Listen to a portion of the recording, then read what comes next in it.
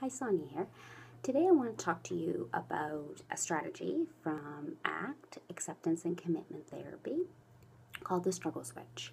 So I'd like you to imagine in the back of your mind a switch, a struggle switch. And you can imagine that as a light switch, on, off. You can imagine that as in a big industrial switch of on, off. So when that struggle switch is on, it means that we're going to struggle against any physical or emotional pain that we experience. We're going to work very hard to get rid of it. We're going to avoid it. So suppose what shows up is anxiety.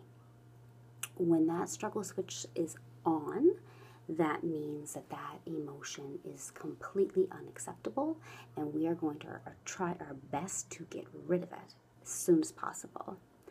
Now, that can bring up a lot of other emotions, like anger. How dare they make me feel this way?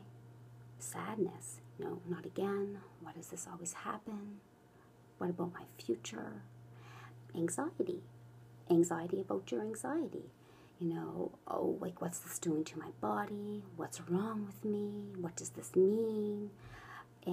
Or a mixture of a lot of those emotions. These are secondary emotions. These emotions are in response to that primary emotion you felt. And these secondary emotions are usually quite useless. They're extremely unpleasant and unhelpful. And a lot of times, it's the secondary emotions that bring people to treatment and distress.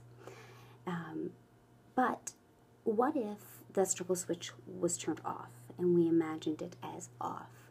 Whatever emotion was to present itself was okay. So what if anxiety shows up again? With that struggle switch off, it would be, this is unpleasant. I don't like it. But it will pass, and it's not terrible, and I'm not going to struggle with it. I'm going to let it be. I'm going to let it pass in and pass out. So with this struggle switch off, you can see how our anxiety levels would be more free to rise and fall as the situation dictated. So a good question to ask yourself is my struggle switch on or off? Thank you.